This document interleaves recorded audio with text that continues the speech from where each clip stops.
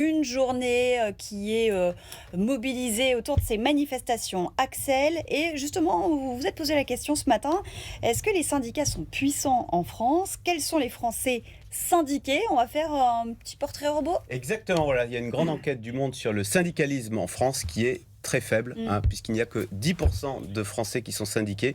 C'était 3 fois plus, dans les années 50, on avait 30% de syndiqués. Il faut savoir que la France est l'un des pays avec le plus faible taux de syndicalisation, donc 10% en France. Si vous regardez en Belgique, c'est plus de 50%. Au Danemark, c'est 67%. Alors, ouais, mais il y a une explication très simple. C'est que par exemple, en Belgique, si vous voulez toucher des allocations chômage, il faut être syndiqué. Au Danemark, si vous voulez avoir accès à la crèche, au logement d'entreprise, il faut être syndiqué. Donc, si vous voulez, dans les pays étrangers, être syndiqué, ça procure des avantages. Alors qu'en France, les avantages arrachés par les syndicats, ils sont valables pour tous les salariés. Ouais. Même, et à la limite, si vous êtes syndiqué, vous n'êtes pas loin d'être mal vu par le patron comme l'empêcheur de tourner en rond. Mais alors, pourquoi on adhère aux syndicats en France? Pourquoi, à la limite, il y a 10%, c'est presque beaucoup. Quelles sont les motivations? Donc, le journal Le Monde a fait 3 portraits, 3 motivations types pour se syndiquer. Un, il y a les syndicats qui le font par héritage. Leurs parents étaient syndiqués. Je serai syndiqué, tu seras syndiqué, ma fille.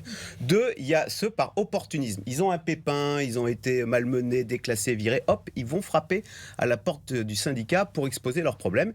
Et puis 3... Pour bénéficier d'une protection, c'est ce que Oui, vous dites, c'est-à-dire qu'ils estiment maltraités par leur patron. Donc, on va frapper à la porte du syndicat en disant, puisque c'est comme ça, je vais aller voir les syndicats. Eux, ils vont me défendre.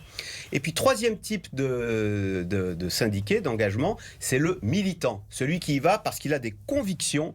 C'est celui-là qui fait peur au patron, c'est celui-là qui risque d'être discriminé professionnellement.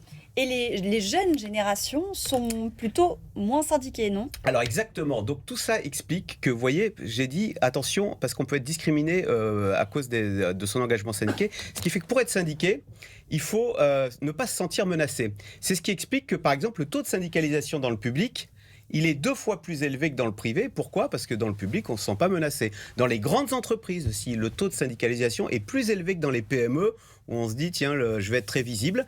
Ce qui fait que si vous regardez, alors contrairement à ce qu'on pourrait croire, les ouvriers sont moins syndiqués que les cadres, vous voyez, parce que les ouvriers, avec la désindustrialisation, on se sent un peu menacés, donc on se syndique moins volontiers. Alors vous parlez des jeunes, elle est là, la vraie différence. Elle est spectaculaire. Regardez les moins de 30 ans, le taux de syndicalisation, à peine moins de 3%, alors que les plus de 50 ans, on est à près de 15%. On a un rapport de 1 à 6. Pourquoi? Alors, c'est toujours la même chose. Les jeunes sont souvent précaires. Donc c'est plus fragilisé, donc ils disent c'est pas le moment de me faire remarquer. Mais il y a une deuxième explication, c'est que l'engagement dans la jeunesse, il est moins par les syndicats, il va être plus par les ONG, il va être plus par les pétitions, vous voyez, type loi du plomb. Et ce qui est ça fait d'ailleurs réfléchir et ça inquiète les syndicats. Si vous voulez, les grandes grèves, par exemple des contrôleurs à la SNCF, ils se font pas par les syndicats, ils se font, souvenez-vous, par des collectifs Facebook. C'est-à-dire qu'on se retrouve sur les réseaux sociaux. Et tout ça, ça se passe hors syndicat. Alors, à la fin, les syndicats interviennent. Mais vous voyez, les syndicats doivent aussi capter cette façon qu'a la jeunesse de protester.